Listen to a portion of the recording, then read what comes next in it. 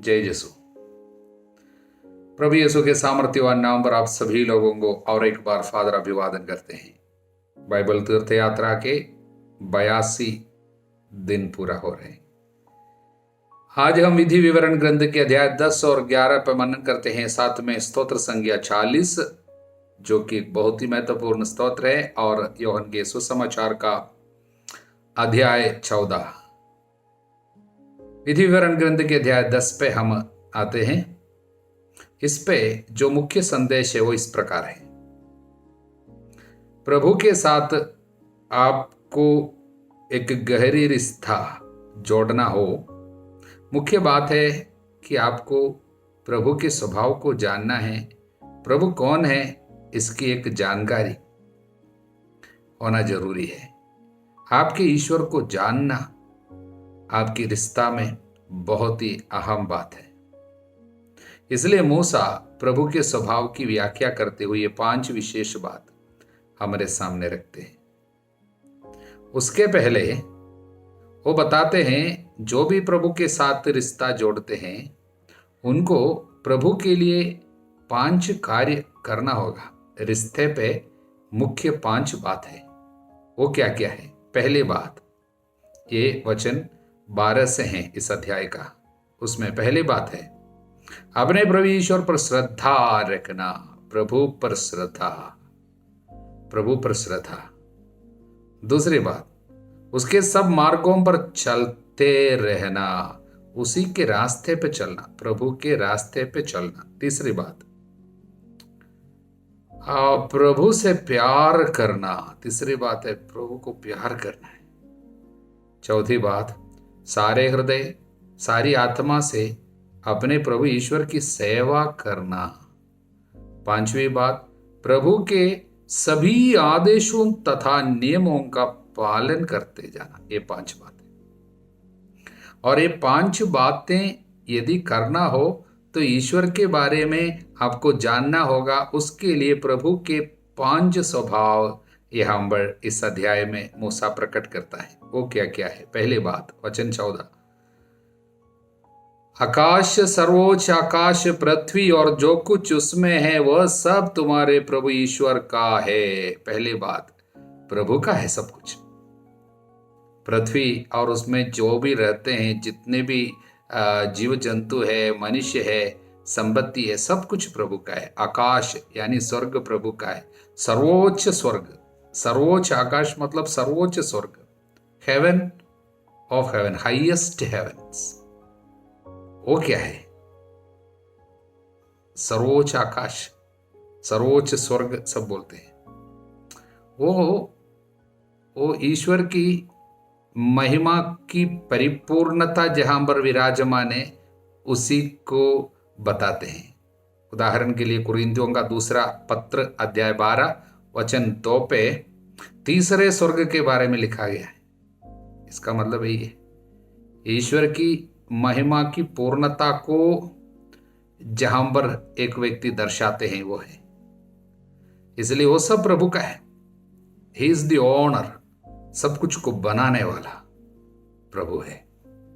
हमारे पास कुछ नहीं, सब उसका है। जमीन आपके नाम पे नहीं है, प्रभु के नाम पे, ये जानना। दूसरी बात वो ये है, फिर भी प्रभु इतना महान होने के बावजूद प्रभु ने तुम्हारे पूर्वजों को प्यार किया और उनको अपनाया है। उनके बाद उसने उनके वंशजों को अर्थात तुमको सभी राष्ट्रों में से अपनी प्रजा के रूप में चुन लिया, जैसे कि तुम आज हो। इतना महान है, सर्वोच्च स्वर्ग का अधिपति है। वो धरती पे झुककर यहाँ पर दास्ता में गुलामी में रहने वाले कुछ लोगों को अपना बनाया, और तुम उसी के हो। इसलिए प्रभु का स्वभाव है प्यार, तरस खाता है आप पे, और आपको बहुत चाहता है, अपना बनाया है। ये प्रभु का दूसरा स्वभाव। तीसरी बात, वचन 17, क्योंकि तुम्हारा प्रभु ईश्वर ईश्वरों का ईश्वर तथा प्रभुओं का प्रभु है, वो महान शक्तिशाली तथा भीषण ईश्वर है, पक्षपात नहीं करता, घूस नहीं लेता। ईश्वरों का ईश्वर, प्रभुओं का प्रभु। मैं पहले से सोचता था ऐसा क्यों कहता है, इसका मतलब है कई प्रभु है, कई ईश्वर है, उसमें एक ईश्वर है कि हमारा ईश्वर? ऐसा नहीं है। फिर क्यों ऐसा कहता है? मैं इसके विषय में कोशिश किया जानने के लिए, तब हमको समझ में आया ये भाषा का, इब्रानी भाषा की एक विशेषता है। इब्रानी भाषा में सबसे महत्वपूर्ण चीज को बताने के लिए शब्द नहीं है, इसको इंग्लिश में बोलता है सुपरलेटिव डिग्री। उदाहरण के लिए हाईएस्ट, इंग्लिश में ऐसा है। हाँ, सर्वोच्च, अति संपन्न, अति महत्वपूर्ण, ये सब बोलने का शब्द नहीं है, इसलिए इस तरह बोलता है। स्वर्गों का स्वर्ग, या नहीं तो देवताओं में सबसे महत्वपूर्ण, मतलब देवताओं की देवता या प्रभुओं का प्रभु, इस तरह का शब्द सब इस्तेमाल किया है। इसका मतलब यह नहीं है कि अनेक ईश्वर है, बल्कि इसका मतलब है कि प्रभु ही ईश्वर है। और जो तथा कथित पृथ्वी पर कुछ लोग देवता मानते हैं, अनेक ईश्वर मानते हैं, उनके विषय में स्तोत्र संख्या 96 वचन 4, क्योंकि प्रभु महान अत्यंत प्रशंसनीय है, वह सब देवताओं में परम श्रद्धेय है। अन्य राष्ट्रों के सब देवता निस्सार है। निस्सार मतलब कुछ भी नहीं है, किंतु प्रभु ने आकाश का निर्माण किया है, वह महिमामय और ऐश्वर्यशाली है। इसलिए अन्य राष्ट्रों की देवता निसार है जब बोलते हैं, इसका मतलब क्या है? हम कुरिन्थियों का पहला पत्र अध्याय 8 पे जाते हैं, थोड़ा सा समझने हेतु। अध्याय 8 वहाँ पर वचन 4 से, विश्व भर में वास्तव में किसी देवी देवता का अस्तित्व ही नहीं है। विश्व भर में किसी देवी देवता का अस्तित्व नहीं है। एकमात्र ईश्वर के अतिरिक्त कोई और ईश्वर नहीं है। यद्यपि भले ही आकाश में या पृथ्वी पर तथा कथित देवता हो, तथा कथित बोलते हैं, लेकिन यही नहीं है। बोलते हैं पृथ्वी पर तथा कथित देवता हो, सच पूछिए तो इस प्रकार के बहुत से देवता और प्रभु है, मतलब तथा कथित। लेकिन फिर भी हमारे लिए तो एक ही ईश्वर है, वह पिता जिससे सब कुछ उत्पन्न होता है, जिसके पास हमें जाना है। एक ही प्रभु है, अर्थात ईसा मसीह, जिनके द्वारा सब कुछ बना है, हम भी उन्हीं के द्वारा। इसलिए ईश्वर की महानता को प्रकट करने के लिए ऐसा शब्द केवल इस्तेमाल किया है। इसलिए हमें सावधान रहना है, उसी के चक्कर में फंसकर ये नहीं सोचना है अनेक ईश्वरों में केवल एक ही ईश्वर है हमारा ईश्वर, बिल्कुल नहीं। ये तीसरी बात। चौथी बात वो लिखा है वचन 18, वो अनाथ तथा विधवा को न्याय दिलाता है, परदेशी को प्यार करता है, उसे भोजन वस्त्र प्रदान करता है। इसलिए तुम भी ऐसा करो, परदेशी से प्यार, अनाथ और विधवा, परदेशी, 3 प्रकार के लोगों से बहुत प्रभु का विशेष लगाव है। अनाथ लोग, विधवा लोग और परदेशी लोग, इन तीनों को सब बहुत ख्याल रखता है। इसलिए आपको भी उन पर दया करनी चाहिए। और 5वीं बात जो है, तुमको उसकी स्तुति करनी चाहिए, ऐसा लिखा है। इंग्लिश में ओरिजिनल कैसा है? ही इज योर प्रेज, वो तुम्हारी स्तुति है, ऐसा लिखा है। लेकिन यहाँ पर उसको समझाने हेतु ऐसा लिखा है, तुम्हें उसकी स्तुति करनी चाहिए, वो तुम्हारा ईश्वर है, उसने तुम्हारी आंखों के सामने तुम्हारे लिए महान तथा विस्मयकारी कार्य संपन्न किए हैं। तो ही इज योर प्रेज। 5वीं बात है, प्रभु ही हमारी स्तुति है, स्तुति का विषय है। इसका मतलब क्या है? स्तुति किसका प्रकटन है? प्रभु में आनंद का प्रकटन है। बाइबल में अनेक जगह में लिखा है, प्रभु पे आनंद मनाओ, उसकी स्तुति करो। प्रभु में आनंदित रहते वक्त हमें स्तुति करते हैं, इसलिए आनंद स्तुति का प्रकटन है। हालेलुया। नहीं, स्तुति आनंद का प्रकटन है। इसलिए याद रखिएगा, स्तुति जो है आनंद का प्रकटन है। इसलिए प्रभु ही तुम्हारी स्तुति है, ही इज योर प्रेज, मतलब वो ही तुम्हारे आनंद का स्रोत है। प्रभु तुम्हारे आनंद का स्रोत। इसलिए ये 5 बात, इसलिए 5 कार्यों में प्रभु का स्वभाव प्रकट किया हुआ है। यदि ये प्रभु को आप जानते हैं तो आपको क्या करना होगा, वही इसका मुख्य संदेश। वचन 16, अपने हृदयों का खतना करो, हठधर्मी मत बने रहो। हृदय का खतना करो। देखिए, यहूदियों के लिए खतना बहुत ही महत्वपूर्ण कार्य था। मरुभूमि में इन लोग खतना वगैरह बराबर नहीं कर पाते थे। इसलिए मूसा इसका आध्यात्मिकता, मतलब इसके पीछे एक आध्यात्मिक कार्य है। वो है शरीर का खतना नहीं, बल्कि हृदय का खतना करो। इसका मतलब क्या है, हृदय से बुराई को दूर करो, बस इतनी बात है। हृदय का खतना मतलब हठधर्मी मत बनो। गुस्सा, क्रोध और अविश्वास, ये सब हृदय से निकाल दो। इसका मतलब यही है, हठधर्मी मत बने रहो। इसलिए रमीस का अध्याय 4 वचन 4 में इसके विषय में लिखा है, और प्रेरित चरित्र अध्याय 7 वचन 51 में लिखे हैं। रोमियों के अध्याय 2 वचन 27 28 में इसके 28 29 में इसके विषय में लिखा है। और महत्वपूर्ण एक बात, कोलोसियों के अध्याय 2 वचन 11 पर लिखा है। मैं इसको जरा सा पढ़ूंगा।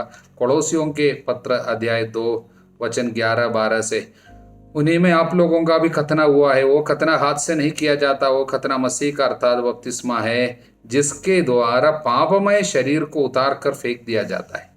इसलिए शरीर का मतलब, हृदय का खतना का मतलब पापमय स्वभाव को फेंक देना। इसलिए वचन अध्याय 3 वचन 5 कोलोसी, इसलिए आप लोग अपने शरीर में इन बातों का दमन करें जो पृथ्वी की है, अर्थात व्यभिचार, अशुद्धता, कामुकता, विषय वासना और लोभ का, जो मूर्ति पूजा के सदृश है। इसको दूर करना ही हृदय का खतना है। हालेलुया। अब विधि विवरण ग्रंथ के 11वां अध्याय का संदेश।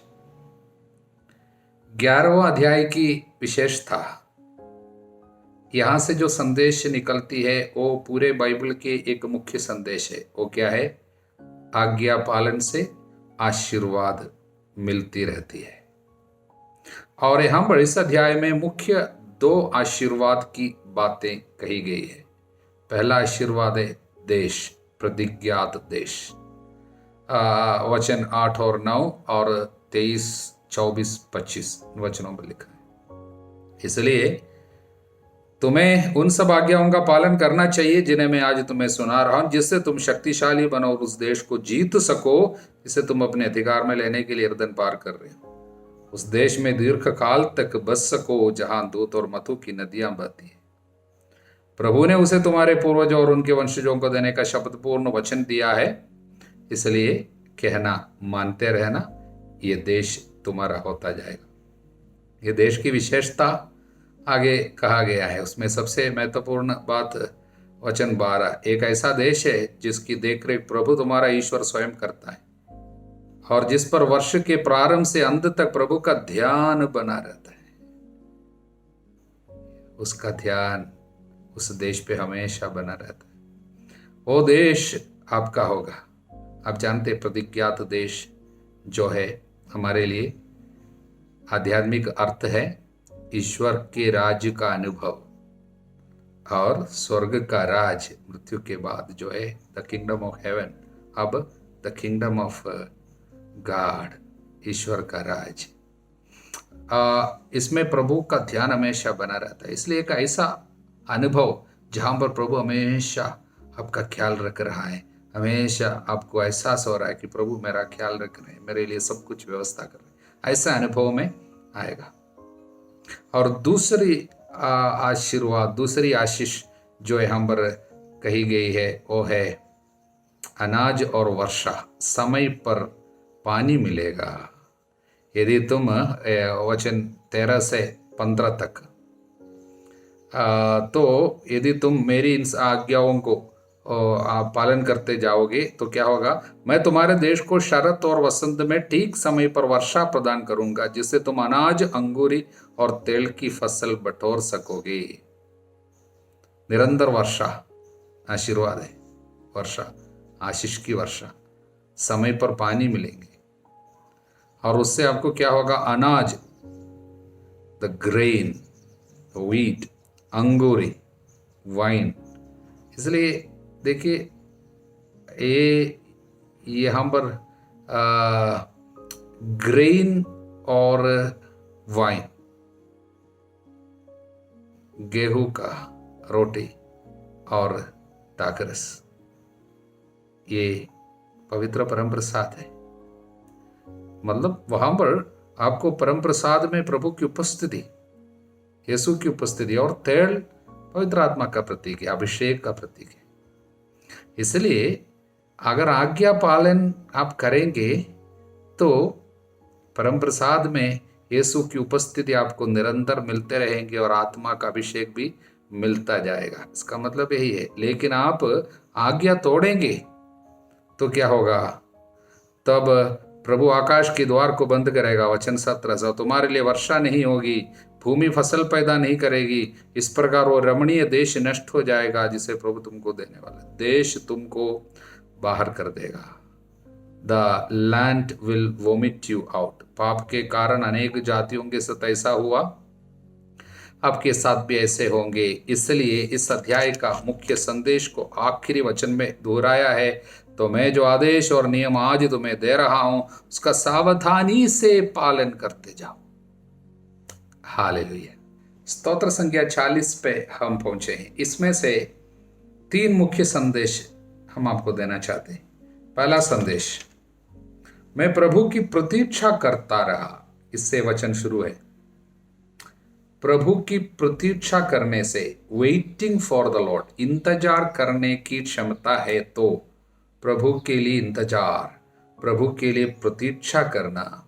यदि प्रभु की प्रतीक्षा करेंगे तो आपको क्या आशीर्वाद मिलेंगे? 5 आशीर्वाद मिलेंगे। कौन कौन सा? पहला, उसने झुककर मेरी पुकार सुनी। प्रभु पास आएगा, इसलिए झुकना। प्रभु आसमान से यानी स्वर्ग से, स्वर्ग की ऊंचाई से प्रभु झुकेगा। मतलब प्रभु आपके पास आएगा और आपकी सुनेगा।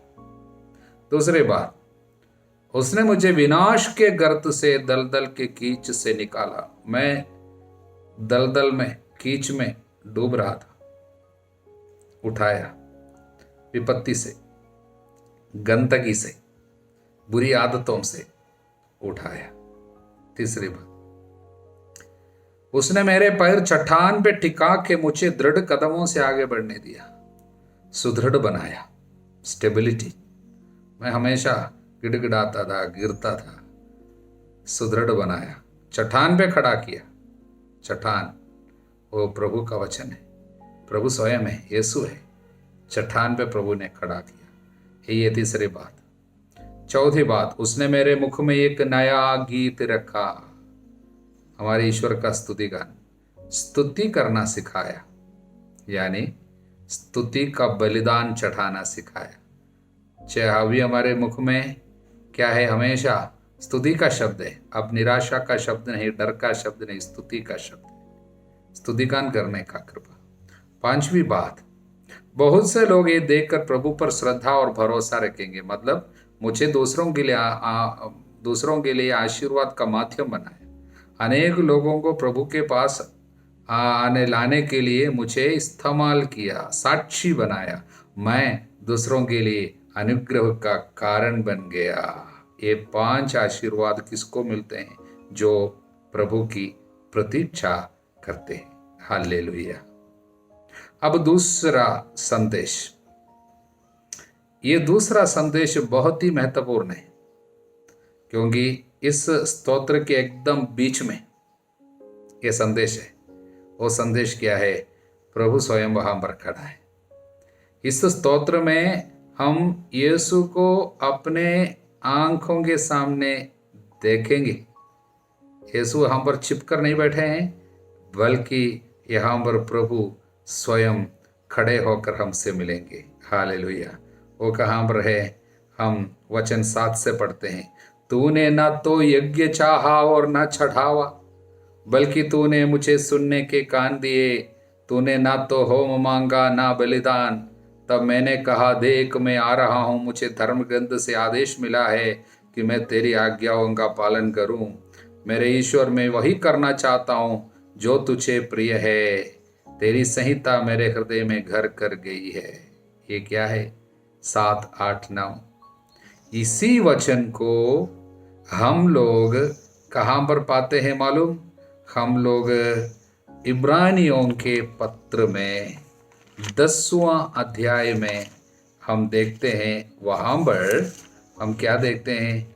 यीशु धरती पर आते समय सबसे पहले यही वचन बोला करके हम लोग पढ़ते हैं, क्योंकि वहाँ पर इब्रानियों के इस ग्रंथ जिसने लिखा है, पवित्र आत्मा से प्रेरणा पाकर उसने कहा, देखिए मसीह ने सबसे पहले धरती पर आते समय क्या कहा? यही कहा, मसीह ने पहले कहा, तूने यज्ञ, चढ़ावा, होम या प्रायश्चित का बलिदान नहीं चाहा तो उनसे प्रसन्न नहीं हुआ। फिर क्या कहा? इसलिए मसीह ने संसार में आकर ये कहा, वचन 5, इसलिए मसीह ने संसार में आकर ये कहा, तूने ना तो यज्ञ चाहा ना चढ़ावा, बल्कि तूने मेरे लिए एक शरीर तैयार किया है। तू ना तो होम से प्रसन्न हुआ ना प्रायश्चित के बलिदान से। इसलिए मैंने कहा, ईश्वर मैं तेरी इच्छा पूरी करने आया हूँ, जैसा कि धर्म ग्रंथ में मेरे विषय में लिखा हुआ है। यही वचन है। इसी को वहाँ पर यीशु स्वयं बोल रहे हैं। इसका मतलब धरती पर आते समय सबसे पहले यीशु ने जो शब्द बोला, ये शब्द, इसलिए यहाँ पर दाऊद के मुंह से जो शब्द निकला एक भविष्यवाणी के रूप में निकला।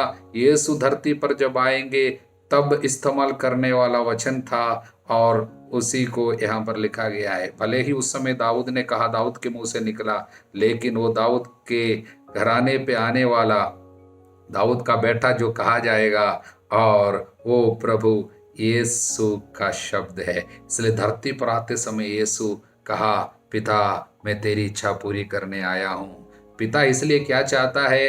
अब पुराने विधान में जितने भी यज्ञ है, चढ़ावा है और बलिदान है, होम बलिदान है, वो सब प्रभु अब नहीं चाहा। उसने क्या चाहा? आज्ञा पालन चाहा। इसलिए यहाँ पर लिखा है कि मैंने सुनने के लिए कान दिए, जैसा कि इंग्लिश में ओरिजिनल में ऐसा है, he has given me an open year. Open year, इसका पहला मतलब यही है, सुनने का कान दिए। देखिए आज्ञाकारिता, इंग्लिश में उसको ओबीडियंस बोलते हैं, ओबीडियंस। उसका वो शब्द का अर्थ क्या है मालूम? ये लैटिन शब्द से निकला हुआ है। लैटिन में ओब ओदिरे, 2 शब्द जोड़कर ओबीडियंस शब्द आया है। इसका मतलब है अच्छा से सुनना। इसका मतलब आज्ञा पालन सुनने से जुड़े हुए हैं। सुनना, अच्छा से सुनना, कहना सुनना। इधर प्रभु कहता है, मैंने यज्ञ नहीं चाहा, प्रभु ने, तूने यज्ञ नहीं चाहा, चढ़ावा नहीं चाहा, लेकिन सुनने के कान दिए। इसका मतलब मैं सभी बातें सुनूं, पिता जो कुछ कहता है सुनो। इसलिए इसका मतलब है आज्ञा पालन बलिदान से बढ़कर है। सामुएल का पहला पुस्तक अध्याय 15 वचन 22 और 23 में वो घटना हमें सुनने को मिलते हैं, जहां पर साउल यज्ञ तो चढ़ाया, बलिदान तो चढ़ाया, सब ठीक था, लेकिन जो बात की कमी उस पर रह गई, साउल पे आज्ञा पालन की कमी। इसलिए पवित्र आत्मा, ईश्वर की आत्मा उन्हें छोड़कर जाते हैं। उसके पहले सामुएल आकर उनको कहते हैं, क्या प्रभु ने तुमसे क्या चाहा था? क्या तुम्हारे बलिदान चाहा, तुम्हारे यज्ञ चाहा? प्रभु ने तुमसे आज्ञा पालन चाहा। इसलिए कहा आज्ञा पालन बलिदान से बढ़कर है करके सिखाया। हालेलुया। इसलिए ये आज्ञा पालन हम कहाँ पर पूर्ण रूप में देखते हैं? प्रभु यीशु में देखते हैं। इसलिए यीशु इसके बीच में खड़े हैं इस स्तोत्र में और कहते हैं, मैं इसलिए आया हूँ, मैं पिता तेरी इच्छा पूरी करने आया हूँ। धरती पर आते वक्त प्रभु ने कहा, मैं तेरी इच्छा पूरी करने आया हूँ। यीशु धरती पर आया आज्ञा पालन के लिए, इसलिए मृत्यु तक, हाँ क्रूस पे अपनी मृत्यु तक वो आज्ञाकारी बना रहा। आज्ञा पालन की सर्वोच्च प्रकटन है क्रूस पर उसकी मृत्यु। इसलिए एक व्यक्ति के द्वारा और उनके आज्ञा भंग के द्वारा संसार में मृत्यु आई, और एक व्यक्ति के आज्ञा पालन के द्वारा और मृत्यु से छुटकारा और ग्रेस और कृपा और आशीर्वाद हमको मिली। इसलिए यीशु के आज्ञा पालन के द्वारा हम बच गए। इसलिए इस स्तोत्र में आज्ञा पालन की पूर्णता को प्रकट करते हुए यीशु खड़े हैं। हालेलुया। अब इस स्तोत्र से और एक संदेश हमको मिलते हैं। वचन 17, जो तेरी खोज में लगे हैं वे सभी उल्लास के साथ आनंद मनाएंगे। जो तेरे द्वारा मुक्ति चाहते हैं वे निरंतर कहते रहे प्रभु महान है, यानी स्तुति करें। इसका मतलब प्रभु की खोज करेंगे तो आनंद मनाएंगे, आनंद मनाएंगे तो स्तुति करेंगे। मतलब प्रभु की खोज, प्रभु में आनंद, प्रभु की स्तुति, ये तीनों बराबर एक संग चलते हैं। खोज करना तो प्रभु आपका आनंद का स्रोत बनेगा, तब आप ऑटोमेटिकली स्तुति करेंगे। हालेलुया। इसलिए इस वचन बार बार हम लोग बाइबल पर देखते हैं। उदाहरण के लिए स्तोत्र संख्या 70 वचन 5, जो तेरी खोज में लगे हैं वे सभी उल्लास के साथ आनंद मनाएंगे। जो तेरे द्वारा मुक्ति चाहते वे निरंतर कहते रहे प्रभु महान है। और स्तोत्र 105 वचन 3, प्रभु को खोजने वालों का हृदय आनंदित हो। हालेलुया। इसलिए आनंद जब होंगे हम लोग स्तुति करेंगे, जयकार करेंगे, प्रभु की महिमा बखानते हैं हम। इसलिए उसके लिए क्या है, ये आनंद का प्रकटन है स्तुति। स्तुति हमारा आनंद का प्रकटन है। ये आनंद किसको मिलते हैं? खोज करने वालों को मिलते हैं। हालेलुया। इसलिए इस सुंदर संदेश को दिल में रखिए कि प्रभु की हम खोज करने से प्रभु हमारा आनंद का स्रोत बन जाएंगे, तब हम स्तुति का गीत बराबर गाएंगे। हालेलुया। अब योहन के सुसमाचार के अध्याय 14 पे हम किसको देखते हैं मालूम? यीशु जो धरती पर कहना मानने के लिए केवल आया, कहना मानना सिखाया और कहता है प्यार का मतलब आज्ञा पालन है। उसके पहले वो कहता है मैं मार्ग, सत्य और जीवन हूँ। प्रभु मार्ग है, प्रभु का मार्ग, प्रभु सत्य है और प्रभु का बताया हुआ सत्य, और प्रभु जीवन है। वो जीवन प्राप्त करने की रास्ता क्या है? मैं तुमसे कहता हूँ यदि तुम मुझे प्यार करोगे तो आज्ञा का पालन करोगे। वचन 15 एकदम बीच में खड़े हैं, आज्ञा पालन। तब मैं पिता से प्रार्थना करूंगा, वो तुम्हें एक दूसरा सहायक प्रदान करेगा, सत्य का आत्मा। कब? कहना मानने से, आज्ञा पालन से आत्मा मिलता है। देखिए हम विधि विवरण ग्रंथ में तुम आज्ञा पालन करने से तेल आत्मा का प्रतीक है, वो आएगा। और यहाँ पर फिर से कहते हैं वचन 23, ईसा ने उसे उत्तर दिया यदि कोई मुझे प्यार करेगा तो वो मेरी शिक्षा पर चलेगा, मेरा पिता उसे प्यार करेगा, हम उसके पास आकर उसमें निवास करेंगे, आज्ञा पालन करने से। और वचन 24, जो मुझे प्यार नहीं करता वो मेरी शिक्षा पे नहीं चलता, क्योंकि जो शिक्षा तुम सुनते हो मेरी नहीं, उस पिता की है जिसने मुझे भेजा। इसलिए पवित्र आत्मा उन लोगों को दी जाती है जो आज्ञाकारी है। इसलिए प्रेरित चरित्र अध्याय 5 वचन 32 पर लिखा है पवित्र आत्मा उन लोगों को दी जाती है जो कहना मानते आज्ञाकारी है। Holy spirit is God's gift to those who ओबे।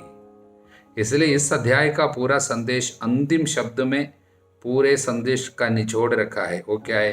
किंतु ये आवश्यक है, वचन 31, ये आवश्यक है कि संसार जान जाए कि मैं पिता को प्यार करता हूँ और पिता ने मुझे जैसा आदेश दिया है मैं वैसा ही करता हूँ। लोग जान जाए, दुनिया जान जाए, संसार जान जाए मैं पिता को प्यार करता हूँ, इसलिए पिता जो बोलता है वही करता हूँ। उठो हम यहाँ से चले कहाँ की और मृत्यु के लिए रास्ता, मृत्यु के लिए निकल रहे हैं।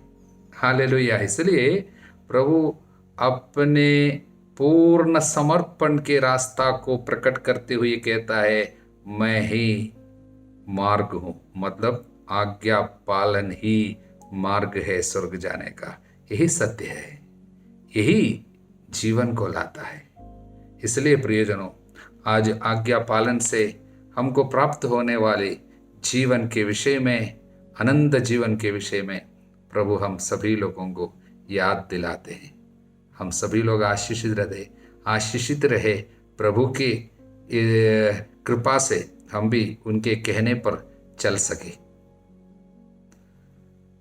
हमारे प्रभु ईसा मसीह की कृपा, ईश्वर का प्रेम और पवित्र आत्मा का सहचारिता आप सभी लोगों के साथ बनी रहे, अब सदा सर्वदा अनंत काल तक। आमीन। जय यीशु।